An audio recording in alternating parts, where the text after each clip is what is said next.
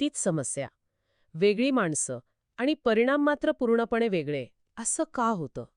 दिवस-रात्र मेहनत करूनही आयुष्य जागेवरच थांबल्यासारखं वाटतंय का? आणि मोठे बदल तर अशक्यच वाटतात. पण यशासाठी खरंच त्यांची गरज आहे. सगळं काही एकाच वेळी बदलण्याचा प्रयत्न आणि सरतेशेवटी काहीच न बदलणं. कल्पना करा आपल्या आयुष्यातला फक्त 1% बदल. काय जादू करू शकतो? आज आपण याच एका शक्तिशाली जपानी विचारावर सखोल चर्चा करणार आहोत. हो, आज आपल्याकडे कायझेन या जपानी संकल्पनेवर आधारित काही पुस्तकं आणि लेख आहेत. आणि या स्रोतांचा उद्देश फक्त काय करायचं हे सांगणं नाही, तर मोठे बदल न करता लहान लहान पावलांनी आयुष्य कसं बदलू शकतं याच्या मुळाशी जाणं आहे. चला तर मग हा विचार नक्की आला कुठून आणि तो इतका प्रभावी का आहे ते बघूया. नक्कीच. याची सुरुवात एका ओळखीच्या गोष्टीने करूया का? हो, उत्तम. समजा एक तरुण व्यावसायिक आहे, खूप महत्वाकांक्षी. त्याला प्रमोशन हवंय, चांगलं आयुष्य जगायचं आहे आणि त्यासाठी तो अक्षरशः जीव तोडून मेहनत करतोय. म्हणजे रात्री उशिरापर्यंत ऑफिसमध्ये थांबणं, वीकेंडला नवीन कौशल्य शिकण्यासाठी ऑनलाईन कोर्स करणं. हो, सगळं काही सुरू आहे. कागदावर पाहिलं तर तो यशस्वी होण्यासाठी जे जे लागतं ते सगळं करतोय. पण तरीही त्याला अपेक्षित यश मिळत नाहीये. तो जिथे आहे तिथेच अडकून पडल्यासारखं वाटतंय त्याला. आणि कामाचा ताण वाढत चाललाय. हो, आणि मनात एक प्रकारची निराशा घर करू लागलीय. त्याला दिसतंय की त्याचे सहकारी, जे कदाचित त्याच्या इतकी मेहनतही करत नसतील. ते सहजपणे पुढे जातायत. अगदी. आणि मग त्याच्या मनात तोच प्रश्न येतो जो आपल्या सगळ्यांच्या मनात कधी ना कधी येतोच. माझं नेमकं काय चुकतंय? बरोबर. तो सगळी मेहनत तर करतोय, मग अडचण कुठे आहे? प्रयत्नांमध्ये की पद्धतीमध्ये? आणि इथेच सगळी गडबड होते. हळूहळू त्याच्या लक्षात येतं की समस्या त्याच्या प्रयत्नांमध्ये नाहीये, तर त्याच्या पद्धतीत आहे. पद्धतीत म्हणजे? म्हणजे तो एकाच वेळी खूप मोठे, धाडसी बदल घडवण्याचा प्रयत्न करत आहे. जसं की आजपासून मी रोज 2 तास व्यायाम करणार, किंवा या आठवड्यात मी हा अख्खा प्रकल्प पूर्ण करणार. अच्छा, ऑल ऑर नथिंग मानसिकता. हो, एकतर सर्व काही किंवा काहीच नाही. पण पण मग मोठे ध्येय ठेवण्यात त्यात काय वाईट आहे? म्हणतात ना, एम फॉर द मून. ध्येय मोठं असणं वाईट नाही, पण त्यापर्यंत पोहोचण्याचा पहिलाच टप्पा जर एव्हरेस्ट सर करण्यासारखा असेल, तर आपलं मन त्याला विरोध करतं. अच्छा. आणि यामागे एक शास्त्रीय कारण आहे.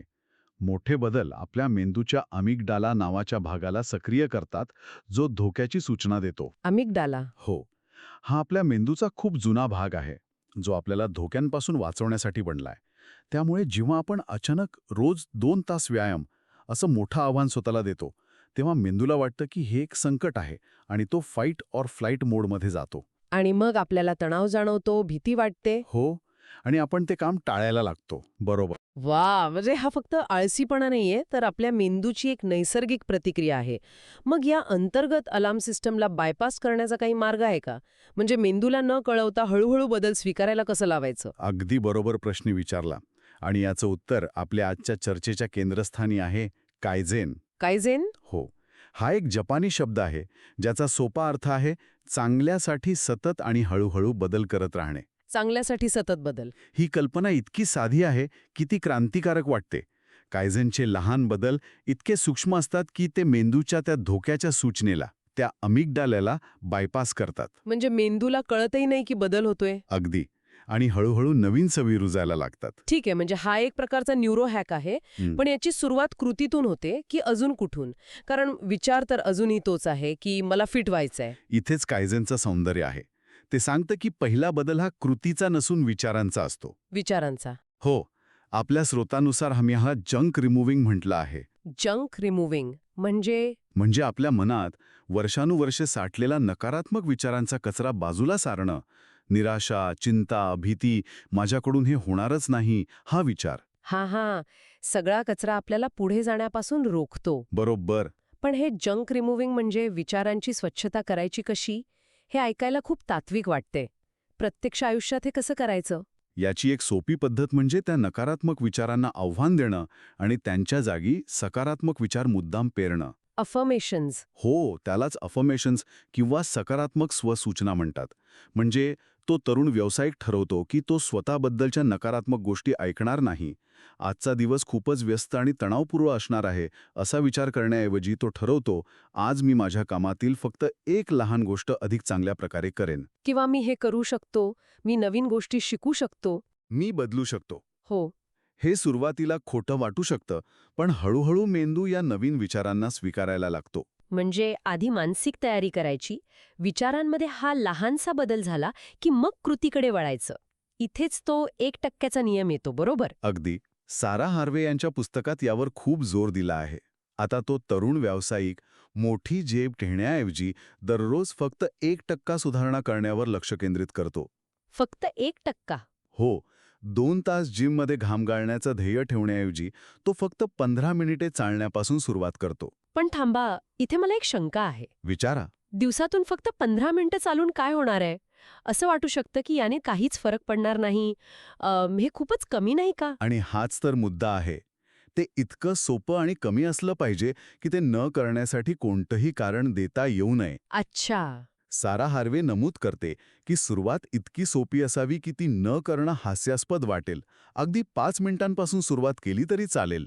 म्हणजे उद्देश कॅलरी जाळणं नाहीये. नाही, उद्देश आहे सातत्यपूर्ण सवय लावण्याचा. जेव्हा आपण ते 5 मिनिटांचं सोपं काम पूर्ण करतो, तेव्हा आपल्या मनात एक छोट्या यशाची भावना निर्माण होते. आणि मग आत्मविश्वास वाढतो. हो, मेंदूत डोपामाइन नावाचं रसायन स्रवतं, जे आपल्याला आनंदी आणि प्रेरित करतं. आणि हाच आत्मविश्वास आपल्याला दुसऱ्या दिवशीही ते काम करण्यासाठी प्रोत्साहित करतो. अच्छा, म्हणजे हे चक्रव्यूह भेदण्यासारखं आहे. मोठ्या ध्येयाचा दरवाजा उघडत नसेल तर एका लहानशा खिडकीतून आत शिरायचं. बरोबर. कामाच्या ठिकाणी हा नियम लागू होतो का? नक्कीच. मोठा प्रकल्प एकाच दिवसात पूर्ण करण्याऐवजी तो त्यातील फक्त एक लहान भाग. जसं की फक्त एक ईमेलचा मसुदा तयार करणे. हो, किंवा फक्त 5 मिनिटांसाठी रिसर्च करणे, हे सर्वोत्तम पद्धतीने पूर्ण करण्याचं तो ठरवतो. यामुळे कामाचा डोंगर वाटण्याऐवजी त्यातील एक लहान सहज उचलण्यासारखा दगड दिसू लागतो. ठीक आहे, म्हणजे त्याने लहान पावलं उचलायला सुरुवात केली, त्याचा आत्मविश्वासही वाढला. पण इथे एक व्यावहारिक प्रश्न येतो. हं. आयुष्य खूप मोठं आहे. आरोग्य, काम, नातेसंबंध, आर्थिक नियोजन, हजारो गोष्टी आहेत. मग त्याने सुरुवात कुठून करायची, हे कसं ठरवायचं? अगदी महत्वाचा मुद्दा आहे. नाहीतर एकाच वेळी 10 वेगवेगळ्या दिशांना 1% सुधारणा करायला गेलो तर? पोचणार कुठेच नाही. बरोबर. आणि इथेच आपल्या स्रोतांमधली एक्स-रे किंवा इन्व्हेंटरी ही संकल्पना कामाला येते. एक्स-रे? हो, म्हणजे धावपळीत थोडं थांबून विचार करणे आणि स्वतःच्या आयुष्याचा एक प्रामाणिक एक्स-रे काढणे. सारा हार्वे याला इन्व्हेंटरी म्हणतात. आपल्या आयुष्यातील महत्वाच्या क्षेत्रांची एक यादी बनवणे. जसं की आरोग्य, काम, नातेसंबंध. हो, मानसिक शांती आणि आर्थिक स्थिती. आणि मग या यादीचं काय करायचं? प्रत्येक क्षेत्राला मार्क द्यायचे का? मार्कांपेक्षा जास्त महत्वाचं आहे प्रामाणिकपणे स्वतःला विचारणं, कोणत्या गोष्टी मला खरा आनंद देतात आणि कोणत्या गोष्टींमुळे मला सर्वात जास्त तणाव येतो. अच्छा. त्या तरुण व्यावसायिकाने जेव्हा हे केलं, तेव्हा त्याच्या लक्षात आलं की तो कामात यशस्वी होण्याच्या नादात त्याचं आरोग्य आणि नातेसंबंधांकडे पूर्णपणे दुर्लक्ष करत होता. रात्रीचं जागरण, अवेळी खाणं. हो, यामुळे त्याला सतत थकवा जाणवत होता आणि मित्रांशी, कुटुंबाशी त्याचा संवादच तुटला होता. म्हणजे त्याच्या आयुष्यातला सर्वात मोठा तणाव कामातून नाही, तर या दुर्लक्षित गोष्टींमधून येत होता. अगदी. त्याला हे जाणवलं. म्हणजे हे स्वतःच्या आयुष्याचं ऑडिट करण्यासारखं आहे, जेणेकरून कळेल की नक्की गळती कुठे लागली आहे. ही जाणीव होणं हाच बदलाच्या दिशेने एक मोठा टप्पा असणार. हो, ही स्पष्टता मिळाल्यानंतर पुढची आणि सर्वात महत्वाची पायरी येते ती म्हणजे ध्येयांची स्पष्टता. ध्येयांची स्पष्टता. कारण आता त्याला कळलं आहे की त्याला आरोग्यावर लक्ष केंद्रित करायचं आहे. पण मला निरोगी राहायचं आहे, हे खूपच अस्पष्ट ध्येय आहे. हो, ते एका मोठ्या भीतीदायक बदलासारखं वाटतं. आणि आपला मेंदू त्याला लगेच विरोध करेल. इथेच स्मार्ट ध्येयांची संकल्पना येते, नाही का? अगदी. म्हणजे ध्येय अशी असावीत जी विशिष्ट, स्पेसिफिक, मोजता येण्यासारखी, मेजरेबल, साध्य करणं योग्य, अटेनेबल, वास्तविक रिझनेबल, आणि वेळेचं बंधन असलेली. टाइम बाउंड असतील. बरोबर. तर मला निरोगी राहायचं आहे या अस्पष्ट ध्येयाऐवजी त्या व्यक्तीने एक स्मार्ट ध्येय ठेवलं. काय? पुढच्या 30 दिवसांसाठी मी रोज रात्रीच्या जेवणानंतर 10 मिनिटे चालायला जाईन. आता हे ध्येय अगदी स्पष्ट आहे. हो ना, ते अगदी विशिष्ट आहे. 10 मिनिटे चालणे, मोजता येतं, रोज. साध्य करण्यासारखं आहे, फक्त 10 मिनिटे. वास्तविक आहे आणि त्याला 30 दिवसांची वेळेची मर्यादा आहे. असं ध्येय पूर्ण होण्याची शक्यता खूप जास्त असते. अगदी. आणि इथेच तुम्ही आधी सांगितलेला मुद्दा येतो.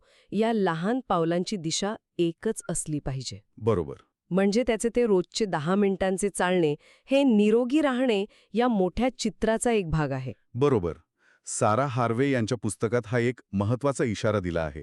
रोज 1% सुधारणा उत्तम आहे, पण जर ती वेगवेगळ्या दिशांना होत असेल तर तुम्ही कुठेच पोहोचणार नाही. जसं की आज 10 मिनिटं चाललो, उद्या 5 मिनिटं पुस्तक वाचलं, परवा गिटार शिकायचा प्रयत्न केला. हो, याने सवय लागत नाही. पण सलग 30 दिवस एकाच स्मार्ट ध्येयाच्या दिशेने रोज एक लहान पाऊल उचललं तर एक भक्कम सवय तयार होते आणि खरी प्रगती दिसते. हे सगळं ऐकायला खूपच पद्धतशीर आणि प्रभावी वाटतंय, पण यात एक मानवी घटक आहे. आपण रोबोट नाही ना? बरोबर आहे. एखादा दिवस येतोच जेव्हा काहीच करावंसं वाटत नाही. ठरवलेली 10 मिनिटाची वॉक राहून जाते. मग अशा वेळी तो जुना ऑल ऑर नथिंग राक्षस पुन्हा जागा होतो आणि म्हणतो, बघ, तुझा नियम मोडला, तू हारलास, आता सगळं सोडून दे. याला कसं सामोरं जायचं? हा खूप महत्वाचा प्रश्न आहे. आणि याचं उत्तर कायझेनच्या मूळ तत्वज्ञानात दडलेलं आहे. ते म्हणजे प्रक्रियेचा आनंद घेणे.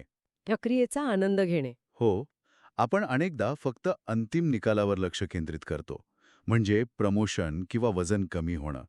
पण कायझेन आपल्याला शिकवतं की यश हे अंतिम ध्येय नसून तो एक प्रवास आहे. त्या प्रवासातल्या लहान सहान गोष्टींना महत्त्व द्या. जसं की एखादं लहान काम वेळेवर पूर्ण झालं तरी स्वतःची पाठ थोपटा. सारा हार्वे याला रिवॉर्ड युअर सेल्फ म्हणजे स्वतःला बक्षीस द्या असं म्हणते. आणि हे बक्षीस मोठं असण्याची गरज नाही ना? अजिबात नाही. 1 कप कॉफी, 5 मिनिटं शांत बसून आवडतं गाणं ऐकणं हेही पुरेसं आहे. मी स्वतःला आठवड्याभरात माझे लेखनाचे छोटे टार्गेट्स पूर्ण झाल्यावर वीकेंडला एक चांगला चित्रपट पाहण्याचं बक्षीस देतो. ते मोठं नसलं तरी मेंदूला एक सकारात्मक संदेश जातो की हे काम फायद्याचं आहे. आणि जेव्हा एखादी गोष्ट चुकते किंवा राहून जाते, तेव्हा काय? तेव्हा तितकंच महत्वाचं आहे स्वतःप्रती दयाळू असणं. Be kind to yourself. स्वतःवर चिडायचं नाही? नाही. एखाद्या दिवशी चालणं राहून गेलं तर स्वतःवर चिडण्याऐवजी किंवा स्वतःला दोष देण्याऐवजी हे समजून घेणं महत्वाचं आहे की चुका होणं हे माणसाच्या प्रक्रियेचाच एक भाग आहे. एक प्रसिद्ध जपानी म्हण आहे, 7 वेळा पड 8व्यांदा उभा राहा. आज नाही जमलं, काही हरकत नाही. हो, उद्याचा दिवस आहे. उद्या नव्याने सुरुवात करता येते. कायझेन हा आयुष्यभराचा प्रवास आहे. 100 मीटरची शर्यत नाही. यात परिपूर्णतेची अपेक्षा नाही. तर फक्त सातत्यपूर्ण सुधारणेची अपेक्षा आहे. तर आपल्या गोष्टीच्या शेवटी त्या तरुण व्यावसायिकाने अजून जगात खूप मोठं यश मिळवलेलं नाहीये. नाही. त्याला लगेच प्रमोशन मिळालं नाहीये किंवा त्याने करोडोंची संपत्ती कमावलेली नाहीये. नाही. पण त्याच्या आत खूप मोठा बदल झालाय. तो कोणता? त्याच्या मनात असलेला गोंधळ, तणाव आणि मी अडकलोय ही भावना ती पूर्णपणे नाहीशी झाली आहे. अच्छा. त्याला एक शाश्वत आणि शांततेचा मार्ग सापडला आहे. त्याला समजले आहे की कामात जास्त उत्पादनक्षम होण्यासाठी आधी स्वतःच्या वैयक्तिक आयुष्यात आनंदी आणि निरोगी असणं किती गरजेचं आहे. तो प्रत्येक दिवशी थोडा थोडा पुढे जात आहे. हो, आणि या प्रवासात त्याला खरा आनंद मिळत आहे. तो आता निकालाचा गुलाम नाही तर प्रक्रियेचा आनंद घेणारा एक प्रवासी बनला आहे.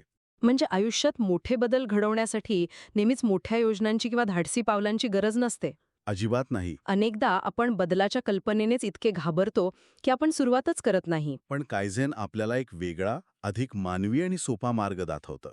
ते सांगतं की बदल इतका लहान असावा की तो जाणवूही नये. तो इतका सोपा असावा की तो टाळता येऊ नये. अगदी. पण त्या लहान बदलांची साखळी जेव्हा एकत्र येते तेव्हा त्यातून एक प्रचंड, न थांबवता येणारं परिवर्तन घडून येतं. आणि जाता जाता एक विचार सोडून जाते. आपण नेहमी आयुष्यातल्या मोठ्या वादळांची किंवा प्रेरणा देणाऱ्या क्षणांची वाट पाहत बसतो, जे आपले आयुष्य बदलून टाकतील. पण कदाचित आयुष्यातला सर्वात मोठा आणि यशस्वी प्रवास एखाद्या मोठ्या घोषणेने नाही, तर फक्त एका लहान, प्रामाणिक आणि शांतपणे उचललेल्या पावलाने सुरू होत असेल.